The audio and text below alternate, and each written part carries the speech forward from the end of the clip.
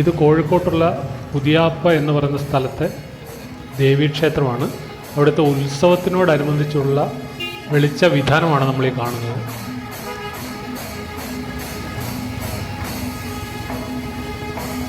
ഏതാണ്ട് 4 കിലോമീറ്ററോളം ദൈർഘ്യത്തിൽ ഈ വെളിച്ച വിധാനമുണ്ട് കേട്ടോ. ഒന്ന് കാണേണ്ട കാഴ്ച തന്നെയാണ്. ശരിക്കും ഏതോ ഗുഹയുടെ ഉള്ളിൽ കൂടി കടന്നു പോകുന്ന പോലെ നമുക്ക് തോന്നും.